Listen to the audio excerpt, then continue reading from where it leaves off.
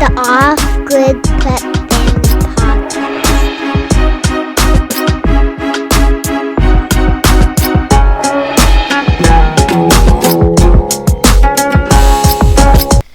Hey everybody, welcome to part 2 of Prepping for Winter. It's episode 45 of the Off-Grid Prep Family Podcast. Prepping for winter. Yesterday we talked about meat. We did. We talked about meat, Heat sources. Cold weather clothing. Yep. And alternative energy sources. What we do for animals. Yeah. And now we're moving on. We're talking about food. So food, we kind of think about food as 4 layers. We've got convenience food, which I am really bad about prepping. We've talked about it on the previous episodes. I don't keep it. I really should. I always regret when something happens that we need fast food. We just don't go to the store anymore. So we only have ingredients. Yeah. So convenience food. I'm not buying chips on Amazon. Have you seen what that costs? It's insane. So I'm going to try to get better about storing just a bin or two of faster convenience meals, because there are times like when a hurricane rips through your land and you need to log wood for a few weeks in a row, you just don't have time to cook from scratch. Layer 2, I consider my working pantry, the stuff that's open, we're working through it, it's in the kitchen. Layer 3 is sort of our 1-year supply, like the extra pantry things, the extra canned goods. Layer 4 would be long-term food that you try not to ever use. Yeah. Freeze-dried stuff. Yeah. It's there just in case. So I look at all those layers. I did an inventory October 1st. I try and do that 4 times a year, every quarter. And now we're shopping out and, repricing everything. You have to reprice every month these days because everything changes. There's a whole list of things that we've been talking about lately that suddenly it makes more sense to can it yourself. Yeah. And it didn't used to. Even up until very recently, like we do the math. And if it's cheaper to buy organic pasta sauce on Costco, we'll buy it. I'll buy it. And it often is. Like growing tomatoes here is one of the most difficult things we've tried. But lately, the math is changing on a lot of these things, and if you can get stuff for less than $1 a pound, it's often more economical to can it yourself. So we're doing that. We're doing the math again, over and over. Sometimes Costco's cheaper. Sometimes the restaurant supply is cheaper. Sometimes the Amish store is cheaper. You just got to keep doing the math. It's this weird race. They're all in this race to be in the front of the most expensive groceries. And lately, sometimes the small packages are a better deal than the bulk packages. Yeah. Like, just the prices are messed up. They so are. You always have to do the math these days. But because the prices are messed up right now in this extremely accelerated time of food pricing, a lot of things get left behind. One of the things, this isn't food, but this is the thing that keeps coming up for me, is propane. Right. Like, fuel has skyrocketed. How is propane not gone up? Propane has not moved because hardly anybody uses it. Yeah. And the people who are leading this evil price change, these people have lived a life of luxury. They're all spoiled. They don't even think about some things. They don't even know what these things are. Yeah. They don't even, it's like whale oil. Yeah, I don't care the price of whale oil. They'll say, what's a propane? Somebody will have to explain it to them, and then they'll ask for the market demographics. How much can a banana cost, Michael? $10? Anyways, let's take a quick break and talk about Jace Medical. Jace is emergency antibiotics. If you're traveling or if you just want to have the supply on hand so that shortages, weird things, getting into your doctor doesn't keep you from getting the meds that you need. It comes with instructions for what to use and what dosages. They ask you about your family, your medical history. It's all very thorough, and it's prescribed by a doctor in your province or state. You can get $15 off using the link on our Friends and Affiliates page. That's offgridprepfamily.com. Click on the Friends tab. And they last for a long time if you keep them in a cold, dark place. And if you have coverage, they send you a receipt and you can claim that on your insurance. Nice. Okay, so the last thing sort of on food is what we've been doing lately. If you follow us on Instagram, September and October is basically about putting food away. Yep. Like, I don't like to be the, like, I put food in jars channel, but that's what we do. That's literally in the fall. all we're doing. We're just squirreling away food. We collectively together just Yeah. spent 2 days on milk. Yeah. Before that, we did a little bit of, we went and got milk on Friday. Yeah. We did And apple cider. We did apple cider that took us 3 days. We also did my clean up the garden salsa verde. Salsa verde with the green tomatoes, Yeah. which we've done before. Yeah. Actually, you were talking about the long-term food storage. Our last round of green tomato salsa was 4 years old. Yeah. And we just fed it to the chickens. Not that it went bad. It was We were just tired of it. 4 years old. Yeah. Yeah. It wasn't even like it was good. If you look at our Instagram, salsa verde is the thing that I use to clean the garden out. So anything goes. It's not a recipe. If it's healthy vegetable material, it goes in the salsa verde. Unripe cantaloupes. We put in 6 cantaloupes. They use mangoes in Central America. Yeah, it tasted the same as mango salsa. It did. Random zucchini, whatever you've got, it goes in the salsa verde. We add salt, a little bit of vinegar, hot sauce till it tastes right, garlic, and then we water bath can it for 20 minutes, and it's the best salsa verde ever. It is. It's really good. And now our garden's cleaned out. Yeah. There's lots of recipes like that you kind of use at the end of your garden season, like relishes and chutneys, Piccadilly. Just look it up based on what you have. Nobody talks about chutney in North America, but I only recently learned that chutney is literally what you described. Yeah. It's like they put crackers and raisins together and boil it. Yeah. The English do the weirdest stuff, but they end up with these really delicious and they chutneys. don't pressure can. No. They just, Yeah. at best, they water bath. Yeah. Usually, they just open kettle, which is amazing. Okay, so that's... So I guess we're making chutney. Food. We're making European food here. Exactly. Housing. Maintenance, like winterizing your house. Hose bibs. Yep. You drain them. We drain out our irrigation lines. We roll them all up.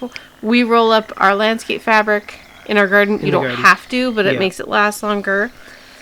If you've got pumps outside, all those things need to be winterized. Yeah, we're going to roll up the gray water system probably in a few days. Yeah. The older boys spent a few hours for the last couple of days cleaning the windows. It's those little things. Yeah. You've got to winterize your summer equipment, like your mower and your tiller, your pool, all that stuff. And then we start on logging. We start on leaves. We look at the shed, the greenhouse, like little projects that need taken care of and buttoning up. Yeah, we have been raking the leaves as they fall, and it's really easy. I don't know why people have leaf blowers, but the leaf rake works just fine. And then, of course, we throw them in the garden, which is very important, which is a British thing. It's a Monty Don thing. Leaf compost. Leaf mold. We didn't even know what he was talking about. Oh, it's just leaves. And what was the other thing we did? If you haven't yet, put your solar panels to the winter angle. Or if you've recently had a hurricane, you've had the opportunity to put them at the winter angle. Beef up your insulation if you need to. Garden cleanup. Extend your season if you can in the garden. Greenhouses, tunnels, blankets. Yeah, that was tough for us this year. We built a greenhouse. And then we got hurricane. It blew the plastic off the greenhouse and killed everything in the greenhouse. Everything's just shredded. It should have been our year of the late. But we built the greenhouse for the fall. I know. So I don't like wasted effort. I know. But it's like we'll profit from it in the future because now it's there. Yeah. If you've got indoor growing shelves or places to grow things inside, get that all organized. Yep. Maybe bring some plants in. I brought in all our herbs. I even dug out a little bit of chives and stuff. Every winter we use roughly 2 pounds of sprout seeds. That's how we get our greens. Yeah. So it takes us 2 pounds. Just if you're looking for you're putting in your fall seed order to get ready for spring, it takes us 2 pounds to get through the winter. We do 1 tray per day. We have 7 trays. We just rotate through them. They're the green, cheap ones on Amazon. The salad mix or whatever. Yeah. Yeah, I like I think it's called Sandwich Saver. Yeah. Yeah. Yeah. If you want to get your fodder system for your animals up and rolling, now's the time to do it. And, of course, planting your garlic, You can plant trees this time of year, and we like to stock up on seeds in the fall. Mm-hmm. The only thing I don't buy in the fall is alliums, like leeks and onions and chives, because those seeds really don't keep well, and the ones that you're buying now are last year's seeds. So the germination rate will be really low. Last thing for fall.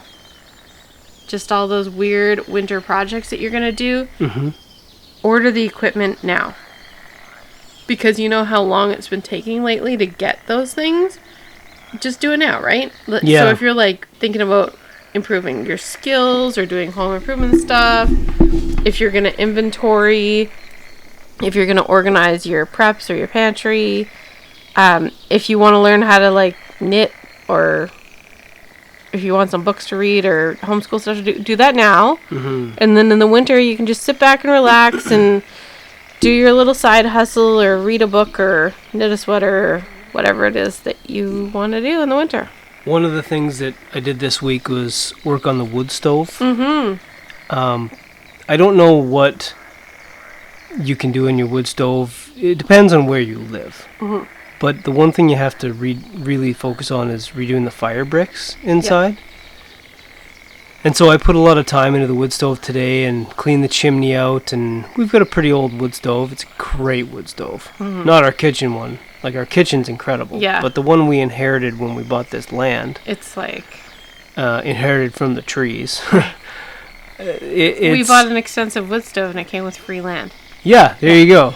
And it's awesome. It's amazing. It weighs like 400 pounds. Yeah. It's an absolute beast to move around, which I've learned is good because you want thick metal in your wood stove. Because if you have thin metal in your wood stove, like cheap wood stoves, cheap wood stoves will rely on fire bricks entirely, but if they crumble or crack, the metal will actually warp and rust through. And the fire bricks aren't a permanent thing. Like they do corrode. Break down. Yeah, they do break down. You have to replace them every once in a while. It's just a maintenance thing.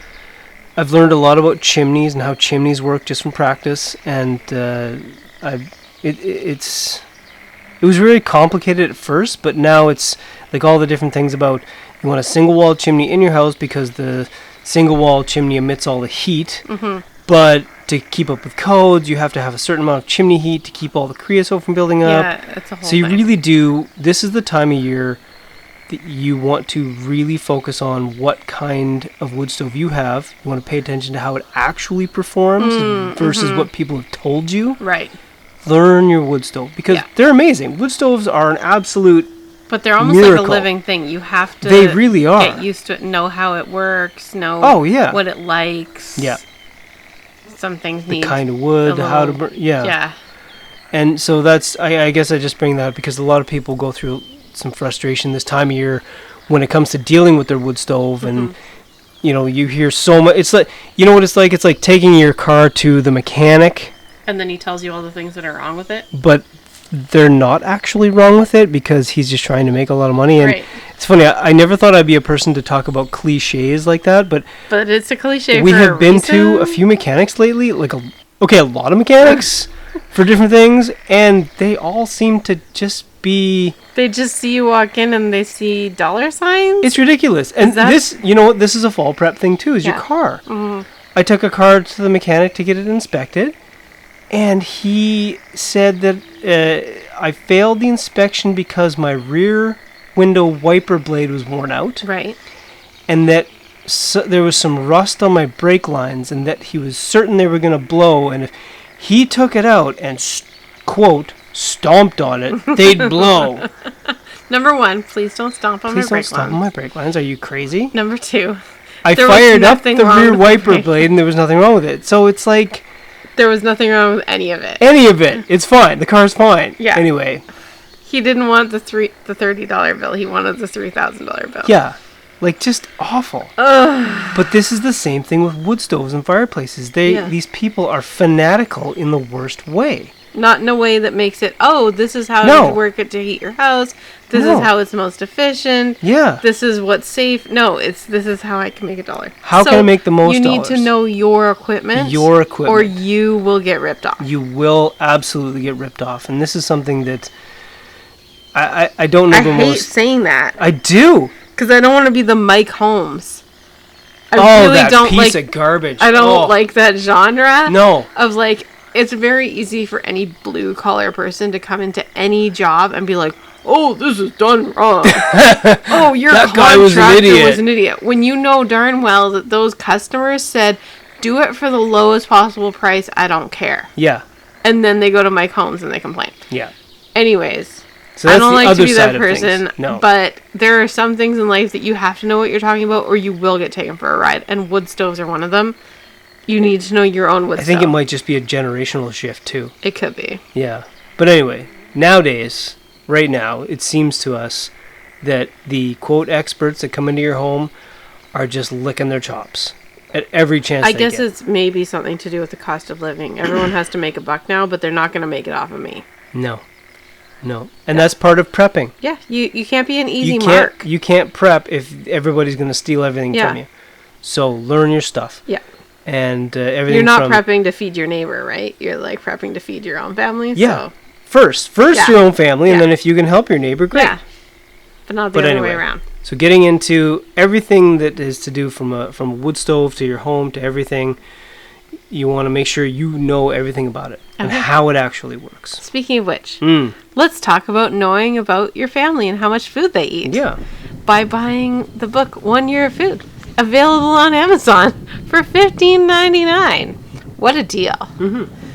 It's a smoking deal. It is a smoking deal, actually. With our book, you can feed your family or your large group for 1 full year. You can know precisely what meals you can make and how many times. And it includes a guide for growing and raising your own. You have mostly from scratch meals. If you're feeling extra ambitious, you can grow the majority of it yourself, and we'll show you how. And you'll be equipped to feed your large family or group wholesome, easy to store, whole food meals. 1 Year Food. You can get it on our site, offgridprepfamily.com. In the store, it's about half the price, but then you have to print it yourself. Yeah, which So, is a lot. If you have free printing at your work, then that's probably a better deal. I don't know.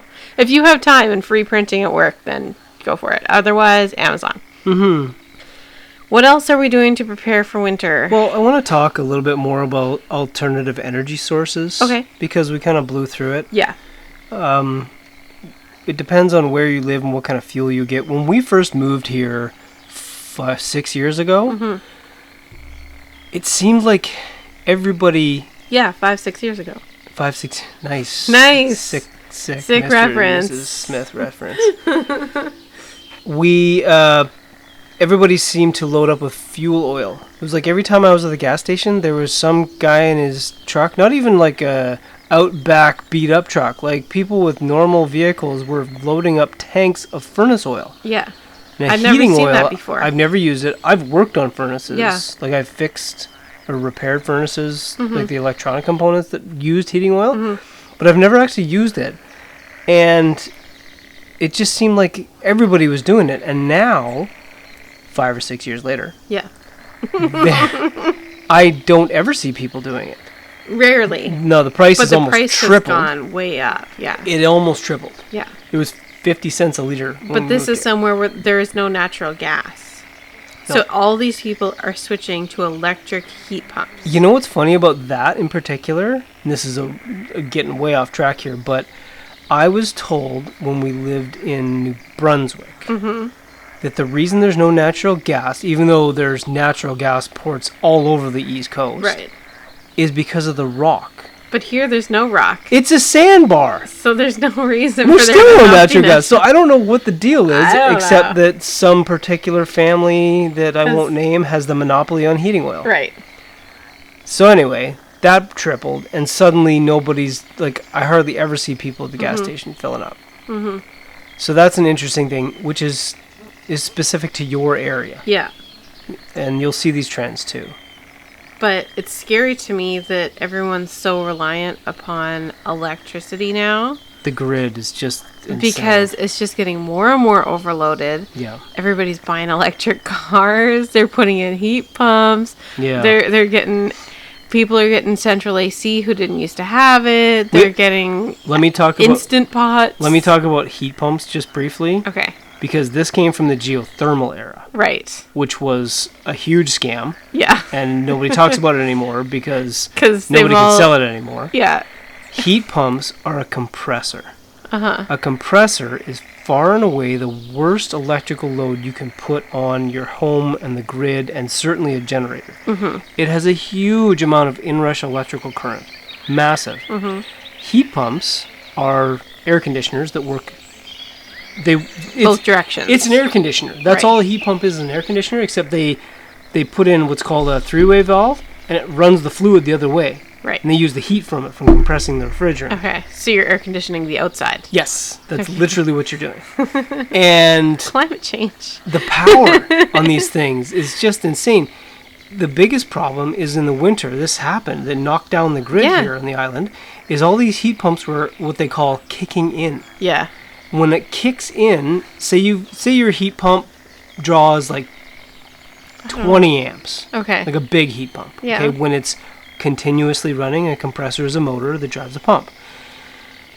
When a 20 amp compressor kicks in, it can, by code, draw up to 1,300% of its rated current when it, quote, kicks in. That's how you have to size the wires for these things. 1,300%? Percent. I'm not a mathematician, but that's a lot. And it knocked out the grid. Yeah. Last year. Or maybe that was the year before.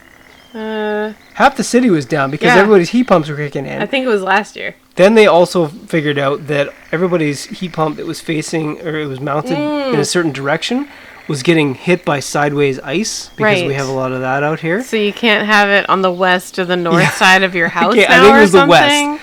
People were building, and then people were building shelters over them. They were talking about the right way to build an insulated shed on the side of your house. But the whole point of the outside part of the heat pump, which is the evaporator, I believe, is it has to dissipate heat constantly. So building this little shed, it makes it worse. It's just like Band-Aids on top of Band-Aids on top of Band-Aids. When you should have just stitched it. Heat pumps are the worst. They're the worst. They're horrible. And you know if the government has a program where it'll give you back $5,000 when you install it, you can just guarantee it's a bad idea. That is how everybody ended up with electric baseboard heat. The government paid people to put these things in. Yeah. Because at the time... And that's why they're paying people to put in grid-tied solar now. Yeah. Yeah. Because it helps them. It sure doesn't help you. No, it doesn't. But in the end, it doesn't help them. Because it's not their money. I don't know. The whole structure's so sick it's all imaginary. They have no idea what they're doing. Let's end on a light note. Yeah, for sure. Sorry, I was just trying to get detailed about preparing for winter. Get an alternative energy source. Don't get a heat pump. Get a wood stove. Get a solar array and a battery bank. This whole thing is about not relying upon the government or anyone else to save you. If you have a grid... What was the thing you saw today where people were talking about storing extra water? Yeah, you don't have to store extra water if you have... Store any water. Store all your water. I don't store water. I have rainwater catchment, and I never think about my water. No, and that's all anybody should do. And that's all I do. Anyway. Okay. Yeah. It did get a little bleak, I'll admit, but... But there's still people... We're, 2.5 weeks on in the hurricane? We still have neighbors with no power. 5,000 people on the tiniest province in the country. Still have no power. Not 5,000 people, 5,000 houses. Customers. Yeah. So it could be 20,000 people. That's an apartment building. That's a business. Yes, that's home. Right. Yeah. That's a lot of people. It's a lot of people without power. Still, weeks. 2.5 weeks. So it's not a modern world. They're celebrating Canadian Thanksgiving with no power. They haven't had a shower in 2.5 weeks. We smelled them at Canadian Tire. Oh, that was the worst. That was pretty gross. I mean, I felt really bad once I realized what it was. But everyone in the store, not everyone. No, just a few. But a few people who were in there, they're buying bottled water, they're buying chainsaws, whatever it is they need. The lineup in the ladies' bathroom... I've never seen a lineup there because it's a very small city. There's never a lineup. Yeah. They were doing their best to do their little toiletries in the little sinks in the Canadian Tire public bathroom, and they were all lined up to use flush toilets, and the one lady said, "Oh, isn't it nice to use a flush toilet again?" And I was like, "What?" Like, I'd completely forgotten. That's where I what was stepped happening. in, and I said, "Whoa, these people, I guarantee, aren't using proper sawdust toilets." No, it's not like they had a bucket toilet. What are they doing? It's probably not good. They're letting it pile You up. know it's not good. It's not good. Oh. Ooh. Anyway, we feel bad for our neighbors. I do feel very badly, but you know what? They bought chips and beer when they should have bought generators and solar panels and off-grid systems and food and this is what the and everything else that they knew they should buy, but instead they were buying cruises and whatever other stupid things people buy these days. What kind of lays out a apocalyptic situation in our mind is these people weren't like panicking. No. They were like, "Oh, let's go to Canadian Tire." It's like, and it's 2 weeks on, and they're still like, they stink. And they don't immediately be like, "Why isn't the government helping me? Why isn't the system helping?" I think that's what they are doing. No, but they're not saying why. They're waiting around to be like, someone will take care of us. Yeah. But it never occurs to them that they're the one that should take care of them. Or why their overlords don't take care of them. Like, they don't question. They haven't been through enough. But this is their personal apocalypse. Yeah. It's not aliens. It's not zombies. No. Everybody has their own personal apocalypse. Some of us have more than one. Mm-hmm. And most people don't grow out of it. No. Like, we have, but if and you a lot of have people have an apocalypse, your own personal apocalypse, yeah, you need to do something about it so that you're not there again. Yeah. And if you don't, then I guess you just deserve whatever fate comes your way. It's weird. It's like they had this glazed look in their eyes, and I don't know. Really everyone here is really stressed right now, so it's hard to say. That's true. You zone out during the stress. Yeah. No, I'm not trying to. So some people rise to the occasion, and some people just sink to their lowest level of training. Yeah. Mm-hmm. It'll be interesting to see if anyone has any. I can't believe there's wisdom. Still 5,000 customers. Power customers, and like you said, it could be a whole that could be a lot more building, because could be one customer. Yeah. Anyway, we hope that it comes back on because the neighbors. That's been a long time. Yeah, there's a lot of generator usage. It's a lot of gas. Yeah. Most of the gas stations have cards now, which is nice. You don't just have to pay cash anymore. So that's how much cash you should store, just in case you're wondering. So getting ready for the winter. Have some cash, have your fuel, your food. Really put some thought into it. What do you think you need versus what can you afford? Yeah. I mean, I would like a giant tank of whatever I need for the next 10 years. I would store can't 20 years worth of food, but it's just not feasible. It's just not feasible. So you have to find that balance. Yeah. Debt is also the enemy here. It is. It is. Thanks for listening, everybody. Yeah. As always, we really appreciate you taking a half an hour out of your day to listen to us. And if you think this was useful, maybe you'd share it on social media or send it to a friend. Mm-hmm. And we can read we read the comments, and we can always tell when you've shared an episode. And we've got a whole bunch of listener questions stocked up from our last couple of weeks. We are getting to you. I know some of you are very anxious for us to answer them, and we will get to it, I promise. Have a really nice Canadian Thanksgiving, and if you're not Canadian, happy Thanksgiving anyways. Yeah, if you got normal Thanksgiving, we do that too. Yeah. We do. We're too busy in October. November seems more reasonable to us. So good night. Good night. Bye.